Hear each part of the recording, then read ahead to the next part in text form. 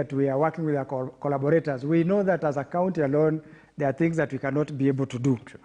And the national government, Nairobi, without the national government, it cannot be able to deliver on its mandate.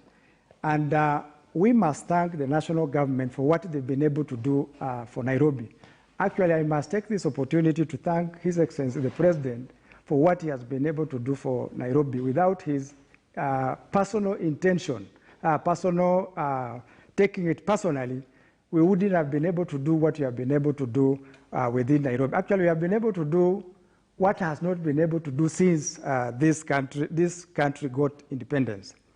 So the market that we have done, actually the money, most of the money has come from the national government and from international donors through the national government, the Ministry of Housing. So if I were just to talk about a few of the markets that I've been able to do, I'll give just a few of them because we are renovating almost all the markets in Nairobi, the old markets in Nairobi. But we have been also able to build new markets and renovate markets that had taken too long to be renovated. So I'll start with the Karandini market. Karandini market cost us 342 million. We have a Mwariro market that cost us 431 million. We have a Westlands Market that cost 700 million. Then I should also tell you the number of stores we have in these markets. Karandini, we have a capacity of 400 stalls. Mwariro, we have a capacity of 500 stalls. And Westlands, we have a capacity of 4,000 stalls. We have also City Park market that has been, that had fire had destroyed, which has already been done, about 90% has already been done. With the help of the Ministry of Housing, they are the ones who have helped us do that.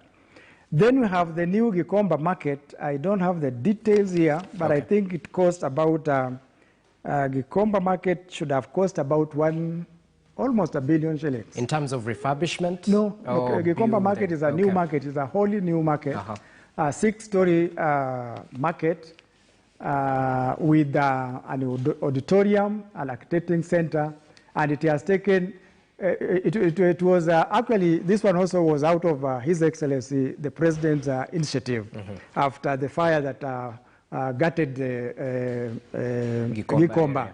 So he came in and he said that a market must be constructed for our people in Gikomba. And actually, yesterday, the market was handed over to the county government. And these people have already been settled to this market. Well, it seems quite beneficial to the traders, especially in terms of the numbers that will benefit from the projects. We'll definitely delve deeper in terms of the refurbishment process as well, but those are just the markets the NMS, through the cooperation of the national government, has actually been able to put up. Let's talk briefly about industrial parks in Nairobi, the idea behind the development of this, and perhaps the main goal, the main focus in terms of this ambitious project. Well, what's your take on this? Yeah, of course, when you walk around Nairobi, you see many of our people along the roadsides, those people, the carpenters, the juakali, artisans. Out of this collaboration, we have intention of coming up with industrial parks. We don't want our people to remain juakali forever. We want our people to also come to a level where now we can also be able to export what we produce. So it is the intention of this government, in collaboration with all the stakeholders, that we come up with industrial parks. And one such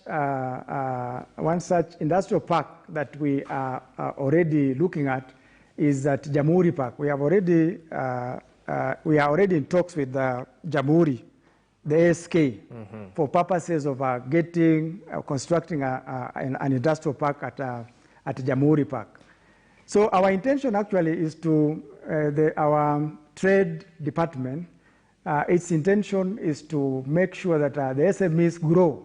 They grow into big factories that can be able to export our products. Okay, that's definitely the goal right there. And perhaps just bouncing off from what the acting governor mentioned, so much emphasis has been put in the youth and women development within Nairobi County. Perhaps highlight some of the key areas that seem to be the main area of focus for this administration going forward in terms of elevating the position of youth and women in society. Briefly, sir. Thank you. Actually, legally, we are supposed to give youth and women 30% of all our contracts. Yeah. I know most counties might not be doing this, but the County of Nairobi has deliberately made sure that when we give our contracts, we make sure that women and youth get their 30%. But apart from that, we also make sure that, we've been talking about markets. When we do the markets, we do the markets with these people in mind.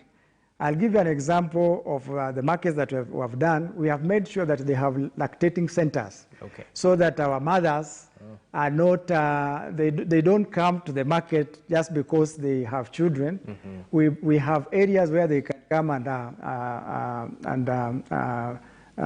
breastfeed their children. Okay. But apart from that, we have also made a deliberate decision that when we are giving out the stalls, we make sure that, actually you'll find that we have more women in these stores than men. Mm-hmm. So it is a deliberate move.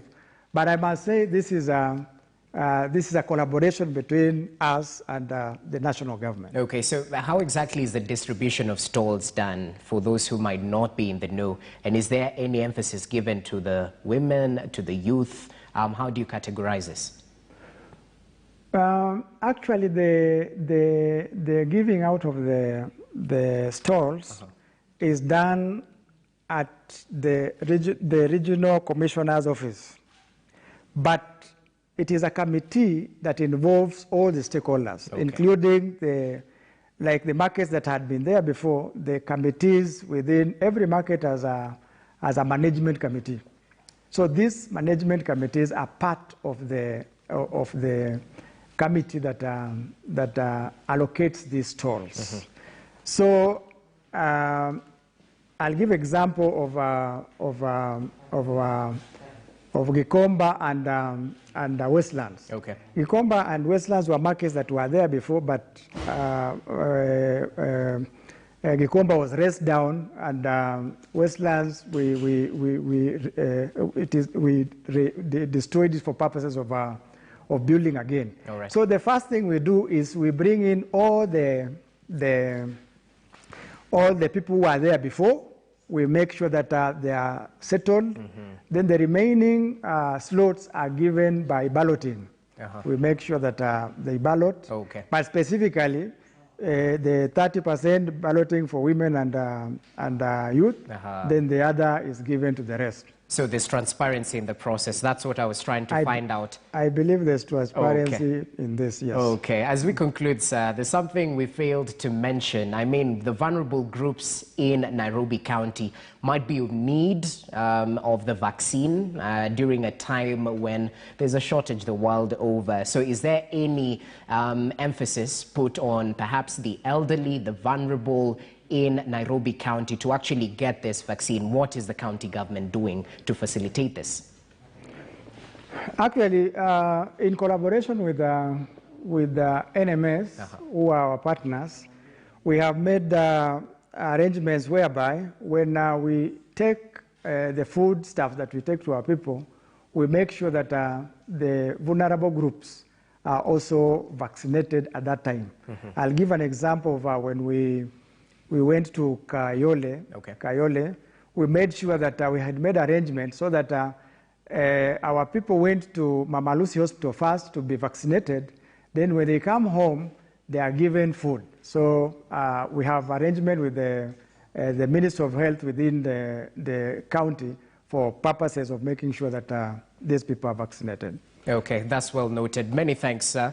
just joined here by the Acting County Secretary, Dr. Jairus Musumba, highlighting some of the developments the county government is doing in terms of facilitating the vulnerable in society. Commendable job starting the feeding program that is targeting multiple households in the county, one way or the other. And not just that, the ambitious projects in collaboration with the national government as well. We appreciate your input, Daktari. Thank you for making time. Thank you for having me. All right. Even as we talk about that, allow us to take a look at different